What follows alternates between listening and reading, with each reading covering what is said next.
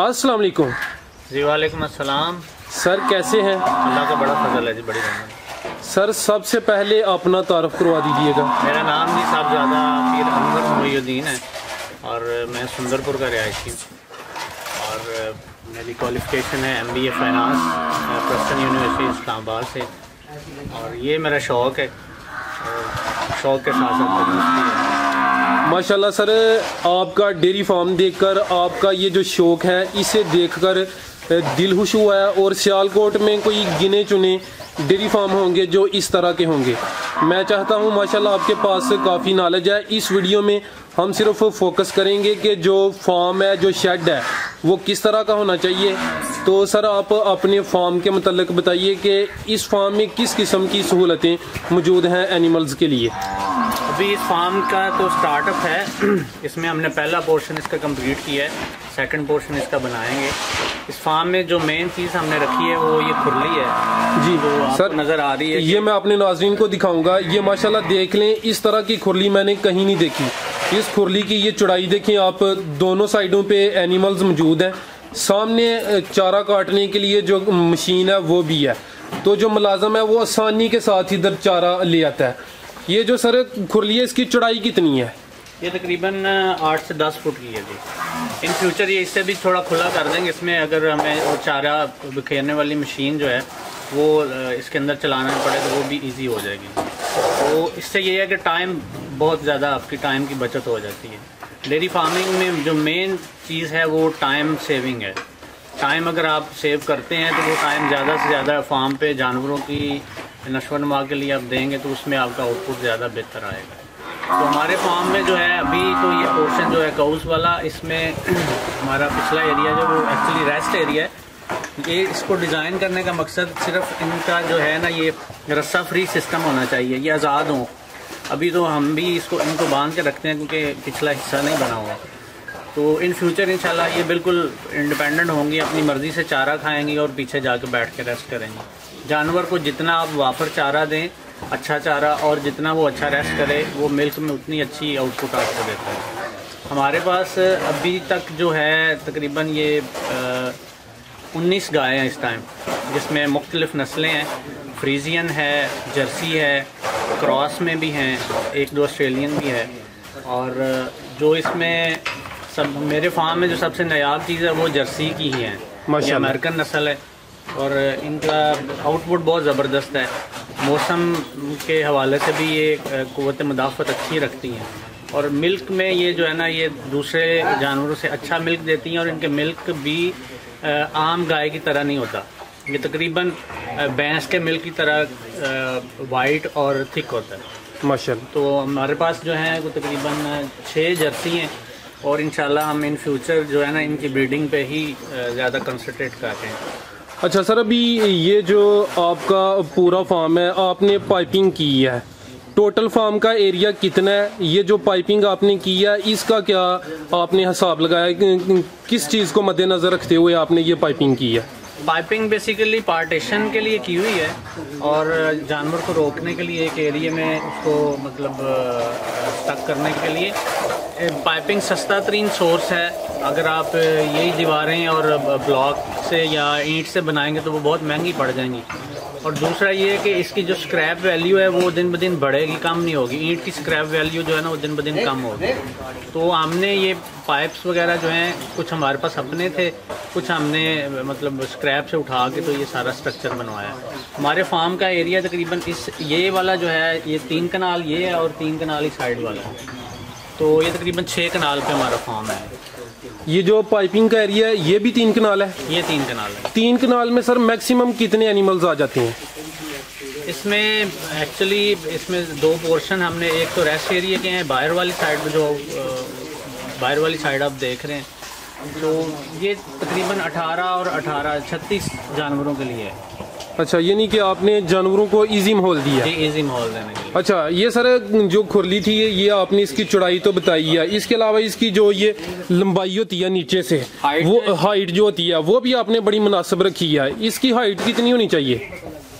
ये तकरीबन 1 फुट से ज़्यादा नहीं होनी चाहिए मेरे ख्याल से। जानवर जो है ना वो जितना मतलब इजीली होके, अगर आप ये गाय की हाइट देखेंगे तो इसके लिए ये बड़ी मुनासिब है कि ये ऐसे नीचे होके चारा खा सकते हैं जी, आसानी के साथ। कुछ लोग आप इसको ऊंचा कर देंगे तो वो फिर गाय के लिए टफ होगा, और उसकी गर्दन जो यहाँ से है ना वो टच होती रहती है, जो इसका साइड बॉल है, उससे फिर जानवर को खाने में प्रॉब्लम आती है।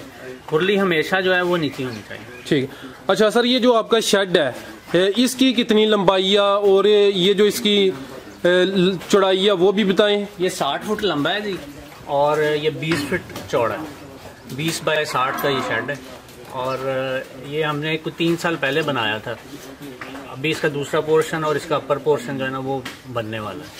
अच्छा सर, ये जो शेड और ये जो आपने पाइपिंग की है ये 3 साल कबल की है या अलग अलग पाइपिंग अलग की और ये जो शेड है ये अलग बनाया? नहीं, ये हमने इकट्ठे किया था 3 साल पहले। जी 2016-17 में हमने इसको स्टार्ट किया था, तब ये इकट्ठे बनाया था। तो इस पे टोटल कितना खर्चा आ गया था सिर्फ शेड और पाइपिंग पर? मुझे एग्जैक्ट फिगर तो नहीं इसकी याद है, लेकिन तकरीबन कोई 3.5 से 4 लाख रुपए लग गया था। अच्छा, यानी कि माशाल्लाह आपने इसको मुनासिब कीमत में कर लिया। मुनासिब है, काफी मुनासिब है जी। इसमें मेन जो था ना, हमें ये जो बड़े पाइप हैं ये लाहौर से लाने पड़े थे जी, और ये ब्रांड न्यू लेने पड़े थे, क्योंकि इन पे हम कंप्रोमाइज़ नहीं कर सकते। ये मेन फार्म को, मतलब फार्म का जो शेड है इसको खड़ा करने के लिए यही मेन चीज़ है। आंधी तूफान और बारिश में इन्होंने काम देना है, तो ये जो मेन पाइप हैं ये सबसे ज़्यादा महंगे थे, बाकी तो नॉर्मल ही थी चीज़ें, कोई ख़ास नहीं थी।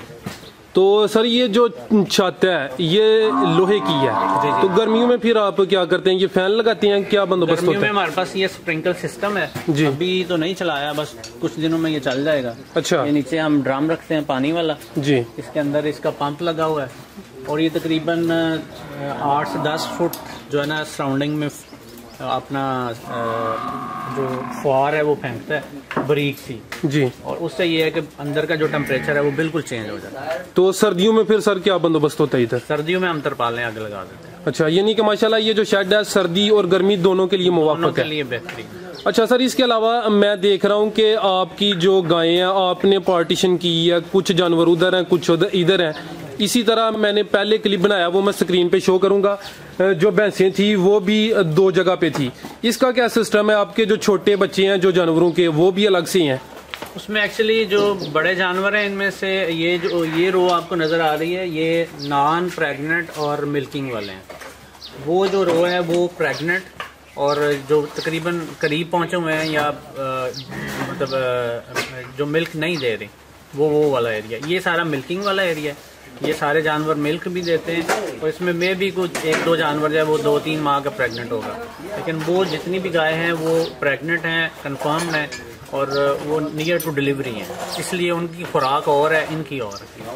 बेहतर हो गया सर। मैं चाहूंगा कि ये जो साथ वाला पोर्शन है ना आप उधर आके थोड़ा सा बताएं, वो जो आपने सफाई का भी इंतजाम किया वो बड़ा ज़बरदस्त है। जी सर। हमारा ये वाला एरिया जो है ये नॉन मिल्किंग काउस का है। इसमें जो प्रेग्नेंट और नियर टू डिलीवरी वाली काउस है, जिस तरह ये हमारी सेकंड टाइमर जर्सी है, तो ये सारे इस साइड पे हैं, ये सारे मिल्किंग वाले हैं जी, और ये दरमियान में हमने एक खाला बनाया हुआ है, अच्छा, कंक्रीट किया हुआ है। ठीक है। सारा गोबर हम गाय बगाए इसमें गिरा देते हैं। अच्छा, यहाँ से पानी से ये ड्रेन हो जाता है अगली साइड पे। इन फ्यूचर हम बिल्कुल इसके एंड पे बायोगैस प्लांट लगाएंगे, ये सारा गोबर जो ड्रेन होकर बायोगैस प्लांट में जाएगा जी जी, और वहाँ से गैस और खाद अलग-अलग हो जाएगा। ज़बरदस्त। यानी कि फ्यूचर में आप ये जो गोबर है उसको भी इस्तेमाल में लेके आएंगे? बायोगैस प्लांट लगाएंगे, इसका हम गैस बनाएंगे। सर ये बड़ा ज़बरदस्त किया है कि जो मुलाजिम है उनके लिए भी आसानी है, यानी कि गोबर ज़मीन में चला जाता है आसानी के साथ। वहाँ पे हम हर 6 महीने के बाद क्रेन लगा के उसको उठा लेते हैं और अपनी अपनी ज़मीनों में फेंक देते हैं। वो हमारे लिए खाद का भी काम करता है माशाल्लाह। तो यहाँ पे ज़्यादा टाइम नहीं लगता, नहीं तो इतने जानवरों का गोबर आप उठा के बाहर फेंके हो वो तकरीबन एक मुलाजिम अलहदा से रखना पड़ेगा जी, तो टाइम सेविंग भी है और मनी सेविंग भी है। तो सर ये जो छोटे बच्चे हैं इनका ये पोर्शन अलग से है? जी, ये वो बच्चे हैं जो अभी मतलब दूध पे हैं, दूध और जो बंडा है उस पे हैं, और इनको यहाँ पे क्योंकि इनकी माएँ भी यहाँ पे हैं तो इसलिए करीब रखना पड़ता है, नहीं तो फिर ये शोर करते हैं एक दूसरे के। जी, तो इसमें हमारे पास छोटे जानवर जो है ना ये तकरीबन अभी 10-15 हैं। अब यहाँ से अगला स्टेप इनका दूसरी साइड पे है जी, वो अलग से पोर्शन है। यहाँ से जब ये दूध इनका छुड़वा देंगे तो फिर ये चारे पे चले जाएंगे, वो दूसरे साइड पे हैं। जी, बेहतर हो गया। इसके अलावा सर इनके लिए जो रेस्ट एरिया है ये आपने अलग से बनाया है? जी वो अलहदा से है। वो शाम को हम इनको उस साइड पे निकाल देते हैं और ये वो कच्ची वाली साइड पे जाके ना जी वहाँ पे हमने रेत और वो मड सी डलवाई है, उस पर बैठ जाती हैं, वहाँ पे ये रेस्ट कर रही हैं। ये जो कोज और बफलोज हैं सब के लिए रेस्ट एरिया या सिर्फ बफलो? सिर्फ काउज के लिए। कोज के लिए? बफलो के लिए उस साइड। अच्छा ठीक है, यानी कि वो अलग है। जी अलग से है माशाल्लाह। यानी कि आपने ये जो डेयरी फार्म जो बेसिक सहूलियात होनी चाहिए वो इसमें सारी मौजूद है। बस कोशिश की है कि इनके लिए सारी चीज़ें हों, लेकिन आहिस्ता आहिस्ता डेयरी का बिजनेस ऐसा है कि इसमें बंदे को समझ 2-3 साल के बाद आती है। तो अभी हमने काफ़ी कुछ सीख लिया है, माशाल्लाह साथ साथ चल रहे हैं और अल्लाह का शुक्र है कि ये निज़ाम बेहतरीन चल रहा है। ठीक है सर, माशाल्लाह काफ़ी आपने ये जो आपका डेयरी फार्म है उसके बारे में बताया। इसके अलावा आप क्या समझते हैं कि डेयरी फार्म में और किन चीज़ों का ख्याल रखा जाए कि जानवर भी ईजी रहें और जो मुलाजम है उनको भी आसानी हो? डेयरी फार्मिंग में आप जितना भी अपना मशीनरी का इस्तेमाल कर सकते हैं वो ज़्यादा से ज़्यादा करें। चारे की कटाई के लिए, उसको क्रशिंग के लिए, उससे ये होता है कि आपका जो मुलाजम है वो थोड़ा इजी रहता है जी। जब उसको आप इजी करेंगे तो फिर डेफिनेटली आपको भी थोड़ा वो बेहतर आपसे सलूक करेगा। तो दूसरा, जानवरों के हवाले से आपको इसकी जानवर की जो फर्स्ट एड है ना वो आपको खुद आनी चाहिए। मीन्स कि इसका टेम्परेचर चेक करना, इसको इंजेक्शन लगाना, थोड़ा आपको खुद भी पता हो कि इसको इस टाइम क्या प्रॉब्लम है। फिर इनकी डिवर्मिंग, इंसेमिनेशन, ये सारी चीज़ों का आपको आइडिया होना चाहिए। ये नहीं कि बस जानवर बांध दें और उसको चारा डाल दें, ये इसके लिए काफ़ी नहीं है। स्पेशली काउस के लिए, काउस का पैटर्न ही डिफरेंट है इनको संभालने का। ये सिर्फ चारे पे नहीं बच सकती, इनके लिए अलहदा आपको बंडा बनाना पड़ता है। प्रेग्नेंट काउस के लिए और बंडा रखना पड़ता है। जो मिल्किंग वाली काउस हैं उनके लिए और मल्टीविटामिन यूज़ करने पड़ते हैं। तो इसलिए इनकी जो केयर है वो थोड़ी डिफरेंट है, जो कि मेरा अपना ख्याल है कि हमारा जो लोकल फार्मर है जो थोड़ा पढ़ा लिखा नहीं है उसके लिए बहुत ज़्यादा मसले मसाइल हैं काउस के हवाले से। बफलो तो थोड़ी सख्त जान है, वो चारे पे भी चल जाती है। जी सर, ये अलग से इंटरव्यू करते हैं इंशाल्लाह, उसमें सारी इन्फॉर्मेशन लेते हैं। आपने जिक्र किया है कि मशीनरी का ज़्यादा से ज़्यादा इस्तेमाल करें। जो चारा काटने के लिए वो तो हर फार्म में होती है, इसके अलावा आपके फार्म पर और कौन कौन सी मशीन है? मेरे पास अभी चारे के हवाले से तो काटने वाली मशीन, मेरे पास चारा काटने वाली मशीन तो है, लेकिन हम इन फ्यूचर जो है ना साइलेज के पे काम कर रहे हैं। डेयरी फार्म को अगर आपने कामयाब बनाना है तो आपके पास साइलेज होना चाहिए।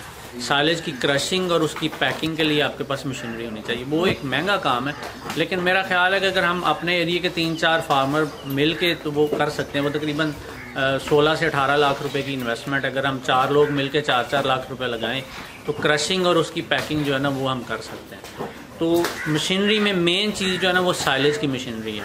मेरे पास अभी जो मशीनरी में अगर देखें तो मेरे पास सिर्फ ये काउस की जो मिल्किंग है उसके लिए मशीन है। वो हम 2 काउस को एट अ टाइम मतलब वो मिल्क निकालती है उसका।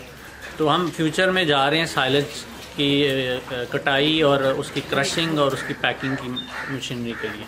तो इंशाल्लाह वो जो है ना वो हमारे लिए बहुत ज़्यादा हेल्पफुल होगा। उसमें टाइम सेव भी है, जानवर के लिए वाफर चारा बन जाता है, और उसमें यह है कि सीजनल चारे की अगर खपत कम ज़्यादा भी हो जाए तो वो आप उससे उसको पूरा कर सकते हैं। जी सर, बेहतर हो गया सर, बहुत शुक्रिया, आपने ये जो फार्म के मतलब काफ़ी इन्फॉर्मेशन दी है। अल्लाह हाफिज़। Thank you.